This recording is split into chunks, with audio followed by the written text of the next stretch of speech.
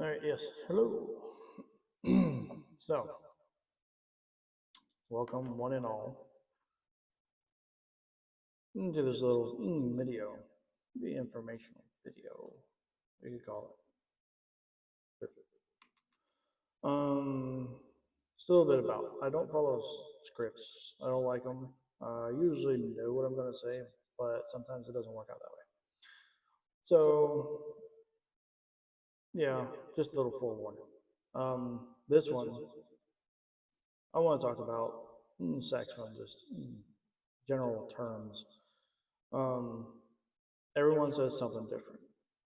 Whether you're learning for the first time, want to learn, or just coming back to it, um, things I've seen popular on social medias is there is not one right way to come back to it, to learn it, to start it. That is totally contingent on you. So, what I've been learning from teaching different people, different beginners, adults, is that nobody learns the same way. There is no set way to learn something new. Now, some people may say it's controversial, mainly teachers that have been doing it for 30 some years and have been weighted down in the established guidelines and curriculum they've been taught, that aren't too comfortable getting away from that. But there is no one right way. Me and somebody else are not wired the same way. Our brains are not wired to set guidelines. We're not made by the same specifications, or however you want to look at it, whatever it may be.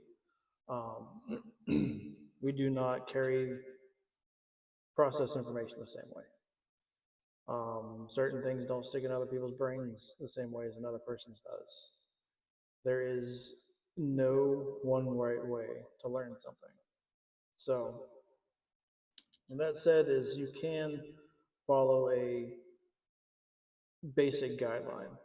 Where to start, like how do you put the instrument together? That's going to be the same. How you fix the reed to the mouthpiece. That's going to be the same. You're going to learn that the same way. When it comes down to actually playing something, physiologically, we're not the same. Okay, so the way you set up your embouchure, has a fundamental key way to do it, but it's not going to form the same way as mine is. Our mouths are made differently. Some of our teeth are in different positions, like mine is. I have an underbite. So my embouchure is slightly different from someone that has an overbite. The jaw is positioned differently. So the way you make your embouchure comfortable and functional is going to be completely up on the individual. Teachers like me or like somebody else can give you a foundation that worked for us, but as a beginner may work differently for somebody else. Okay. So if that doesn't make a whole lot of sense, is my best advice for forming embouchures is to play around with it yourself. The thing you're going for is you're going to get a clear sound. You want to minimize the squeaking and the squawking and the stepping on ducks kind of sound. Um, you want to minimize beating geese, the squeaking. Um, that's what your beginning goal is going to be getting rid of or minimizing those squeaks and those squawks as much as possible. Okay. To do that, all you got to do is play around with it. You take the basic fundamentals of taking your bottom lip, folding it over your bottom teeth, that kind of thing, and just resting your top teeth. I'm lucky I got these two top teeth that kind of stick down, just kind of rest on top of the mouthpiece. Okay. So once you have that down, and getting enough in there, enough mouthpiece into the mouth, you can play around with your embouchure. Your embouchure is going to control your sound. Okay, and your sound's going to be different from anybody else's sound. That's what makes musicians and playing music unique to the person. Okay, you're not going to have the same sound as somebody who's been playing for 20 plus years, 30 plus years, 40 plus years. They've figured it out. Okay, people like us have figured out our sound, and we're continually building upon it. Trying to tweak it a little bit here and there. You know, and so it's continuously throughout your life. You've never really mastered something. Even some of the great musicians of time will say they've never really mastered something. There's always something else to learn, right? You never really stop learning. You get to certain points to where you can turn around and give back to the ones that are coming up behind you, saying, "Hey, this is what I've learned so far." You know, there's always something else to build upon. There is no really set, okay, I'm done, I learned it, I'm good. No, keep going. There's something else you can learn. If one way doesn't work for you for learning, switch it up. Okay. For example, like some of my classes, I get a lot of beginner kids, and they're from everywhere. I teach online, so you get kids, across the country, across the globe, what have you, and all these kids are different. Okay, I get kids who can't read sheet music at first, but they can play. Their ear has been developed. Okay, and so, or is developing, not developed. So they're learning to play things by ear. That's great. You know, a lot of people have to work at ear training. I'm one of those. I took to reading music first before listening to it and trying to figure out chord changes just by listening, or figuring out what key things are in just by listening. For me, that takes a lot more work than it does to read it. But the kids that can listen to it and play it, they're great. But they always want to, well, how can I read this?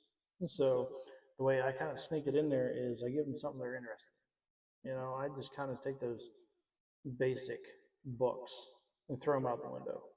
I'm all about breaking the rules. Ever since like School Rock, I'm like that one. Okay. And so like I'll figure out what they're interested in. And this is what you should do too. Figure out what genre that you're interested in. Are you interested in rock? Are you interested in blues, jazz, swing, big band, whatever? Marching band music, concert band, whatever style of music that you like. Okay. Find a song that's reasonable for a beginner. Okay. Go find one of these free resources or whatever, Muse Score or something like that. It doesn't matter where you find it. It doesn't matter who wrote it, what version it is, as long as it is for your instrument and for your key. Okay, that way you have some semblance of what it's supposed to sound like. All right. All these little nitpicking things you can figure out later on down the road. But find the music, the sheet music for it. This is what I do for the kids. I'll find the sheet music they're interested in, and we'll spend an 8-week course using this because it's interesting to them. Okay, you can start out with a Standards of Excellence book or How Leonard book or whatever. Those are great for. They got fingering charts in them. That's what I basically use them for. Is they have a home reference for a fingering chart, or else I will send one to them. If they can't find a book or can't afford a book. You know, and any music they want, I usually try to find it, or I'll transcribe it, transpose it, whatever, and I'll send it to them. And I'll even charge them extra for it. Why? You know, so they're already paying for the class anyway. So it kind of helps, spread it out and balance it out for me. So I find something that they really like, what they're really interested in. Okay, this is what keeps the interest alive. Because at the beginning stages, it doesn't really matter if you got this professional sound. Most professionals you're going to listen to have run their music through filters over and over again. Okay. So they're getting this perfect sound that you're listening to. Yes, it's great to mimic somebody. Okay, but keep in mind that what they've recorded is professionally recorded. Okay. So they've gone through these production stages and everything to get the sound that you're listening to. So discouraging, this can be discouraging to some because you're not going to get that perfect sound. And I explained this to my kids that you're not going to get the perfect sound off the bat. Do not be discouraged by it. But to keep To minimize the discouragement, is that a word? Should be a word. But to discourage that, minimize that, I talk backwards. Oh well, you get the unfiltered me. I don't like editing a lot of videos either. I'm not very tech savvy, so we're doing this from the hip. Might make it interesting. So, to minimize the discouragement, okay, you find something that you're interested in, piece of music or whatever.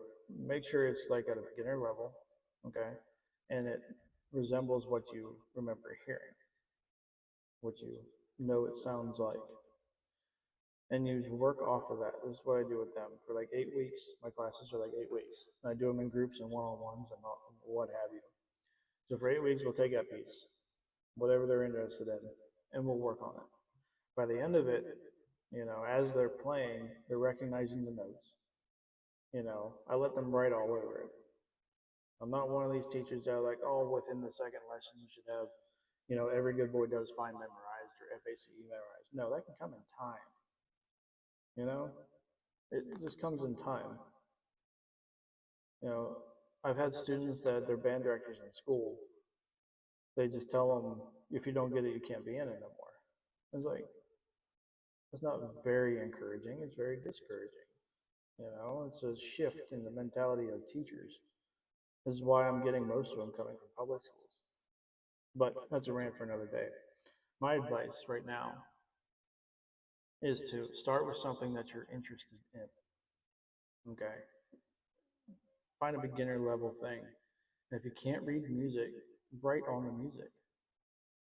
Go old school of pencils and erasers and things of technology that will always beat high tech. Go low tech. Pull out a pencil, pull out an eraser. Okay, take the time if you got to sit there and go through the Every Good Boy Does Fine for the lines and FACE for the spaces and write it on your music. Okay, then at least you'll start to identify the notes. You identify by looking at the letter name, and you'll start putting it with the note heads. I'm not going to have people that disagree with it, but well, the trend is to disagree with everybody anyway on the internet. I'm just here to try and help and try to pick people up and not pick them up and drop them. I can't stand that. So you're gonna get this a lot from me. I'm very sarcastic, and it is my sense of humor. Okay, and so just kind of roll with it. But write all over it. Figure out the notes to identify them with the letter names first. Then you can work on, what it sounds like, so you know where some of the rhythms are supposed to be. Okay. There's a separate study you can do for rhythm studies, whatever. Find out a quarter note, what that's supposed to be played like a half note, what that's supposed to be played like eighth notes and 16th notes. You got the gist of what the song is supposed to sound like. All right. So go from there with your ear. Listen to it with the music there. If you got a close enough version, you should be able to piece it together by ear. But you just pile on these things slowly. There is no right way to learn something. You learn it how your brain processes information. Okay. There is no real standard of learning. Everybody does it different. That one's going to get me in trouble. Because everyone thinks there is a standard to something, but there isn't because everybody's different. Everybody's wired differently. Strange concept, but it's the truth. So, when beginning and picking up an instrument, learn it however is best for you. Seek guidance from experienced players. Okay, seek guidance for some teachers that want to see people do good things. That want to help you. And seek them out. The best teacher is experience. It's not learning some theory or something and learning like from 10 different things. It's experience that's the ultimate teacher. So learn it how you're comfortable learning it. Don't let anybody discourage you from it or anything, and just do it. Find something that you're interested in playing and just go for it. You know, you're not going to learn the same as somebody else. You know, you're not going to, I may teach you backwards than from what you're comfortable with. You know, I do teach backwards according to some people, but backwards works sometimes. Reverse engineer things. You know, um, learn how a saxophone works, how it's mechanically put together, what the springs do, how the keys work together. You know, what keys you can hold down to make fingerings easier while you lift up other fingers. Some of them are engineered to do that. You know, some of the newer horns, some of the older ones, not so much. Um, but learn how your brain works and just go for it. You know, and don't let naysayers on the internet, Facebook, what have you, come after you because you're not learning the same way they are. Who cares? You know, and so just do it for how you do. You know how your brain works. You know, do it that way. So those are my little things of wisdom. I will have more coming that are more technical. Um, I'm here for support. You know, if you want to learn from me, contact me. I'll help you through things. You know, I'm not traditional. So if you're into that and you want anyone to laid back lessons and stuff, I am here for you. I like teaching people. Doesn't matter how old you are, how young you are. You know, we'll learn it how you learn it, and we'll figure it out. We'll tailor it for you. You know, this is just the first one I'm doing right now, and there'll be more to come. But I just want everybody to learn something how they learn. Don't be discouraged by other people. Figure out how your brain works. Learn the saxophone that way. You know, there is no wrong way to learn something. All right, so until next time, I will see everybody later. You know, give me a listen. If you don't like me, I'm not your cup of tea. Oh well, move on. If you do, you know what to do.